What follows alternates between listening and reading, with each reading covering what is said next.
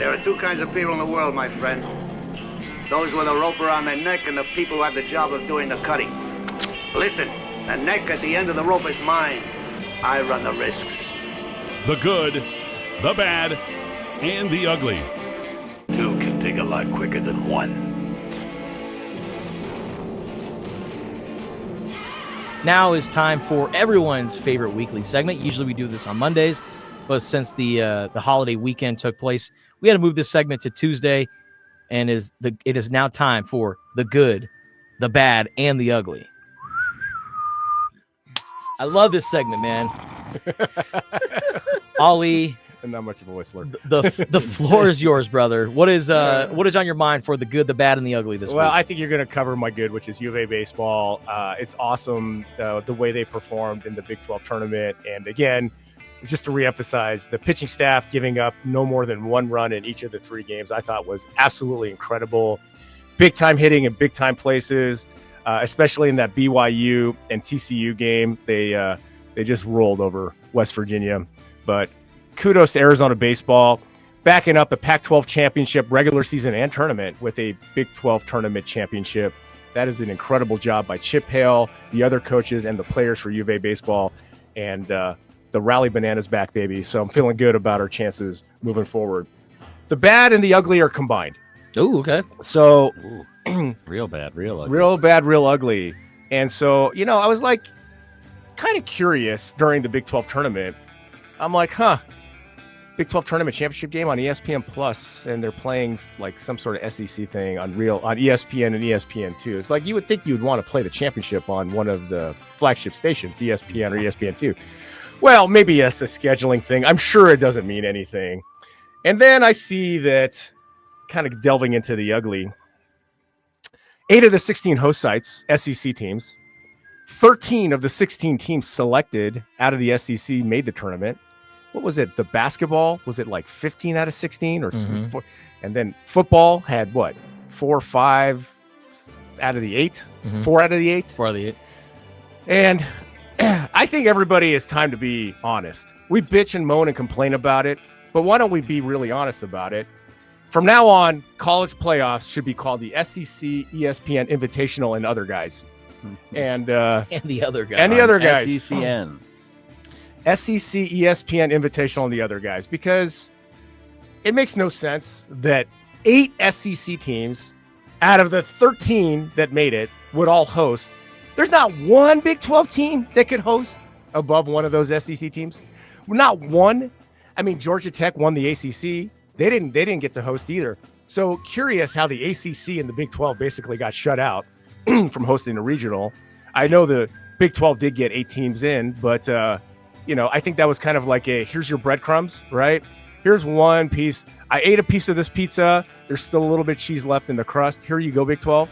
The rest of the pizza is ours.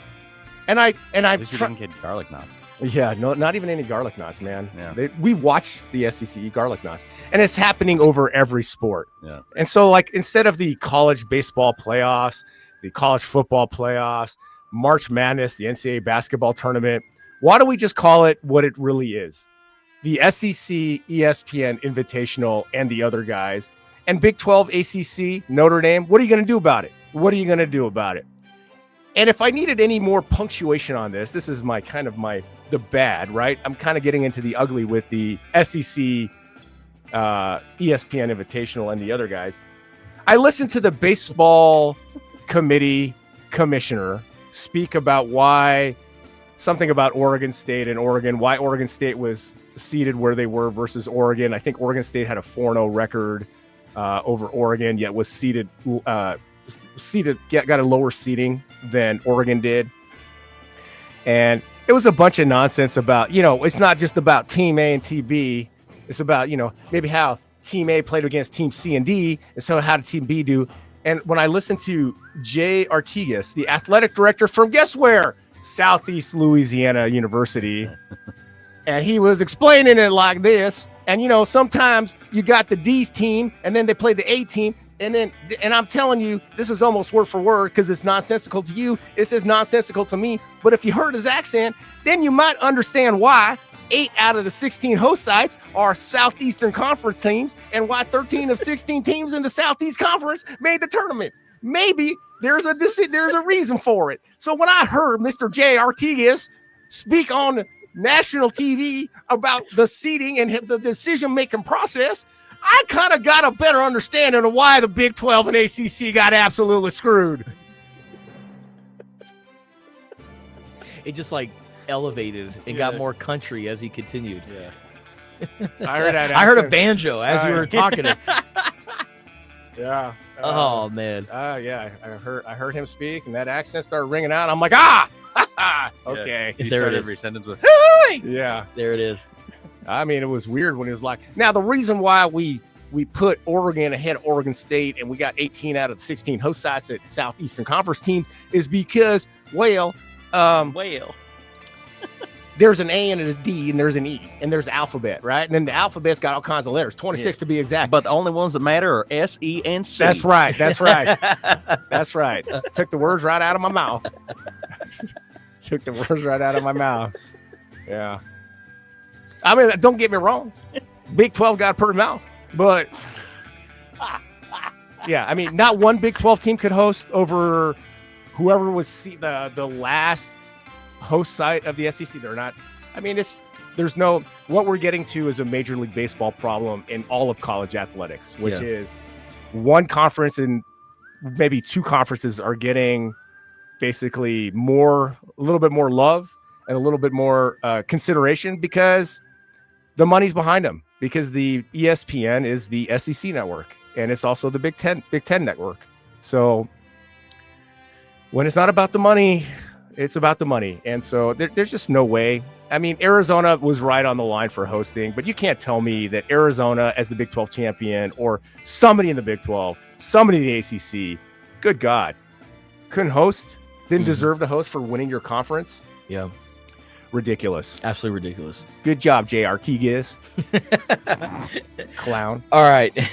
You're listening to Spears and Ali, or if you were listening to the last segment, it's Spears and Ali. Yeah.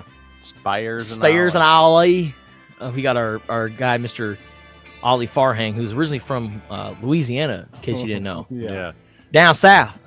Talk about baseball. Yeah, I'm the athletic director of Southeast Louisiana, but there might be a job in the Southeastern Conference that might open up, and hell yeah, I'll go to Arkansas. I mean, that dude clearly pandered for a job in the SEC, and but hey, he's in the good graces of the commissioner of that conference, and Ed Sanctimonious. Yeah, which I give Michael Lev a lot of credit for coming up with that. Ed Sanctimonious, baby. Yeah.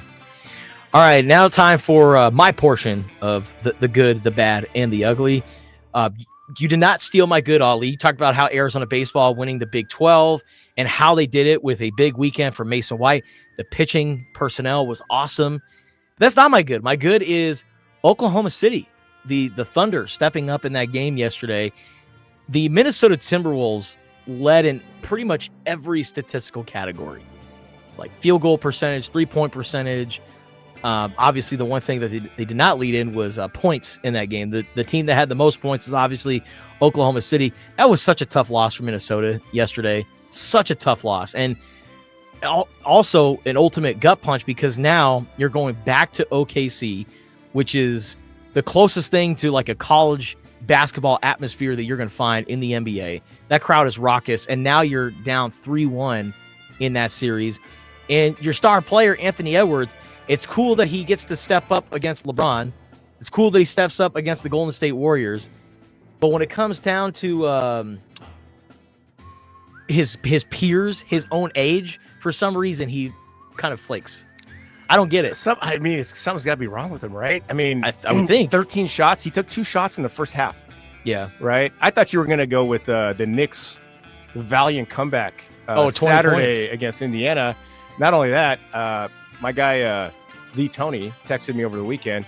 Farhang's Weekend Winners is probably a better name than Friday Lines or whatever. Oh, it was. yeah. But Ali going 2-0 in my picks. Jalen Brunson over 29.5 did hit. Hell yeah. Scored. In fact, I said a second bet was him for 35, and he scored 36. So if you bet with me on Friday, good job for us. Hell yeah. Yeah. But my good, going back to OKC, is the stars, Shea Gilgeous-Alexander, Chet Holmgren, and Jalen Williams, who's had a pretty inconsistent playoffs. And in that fourth quarter yesterday against Minnesota, you got 14 points from Jalen Williams.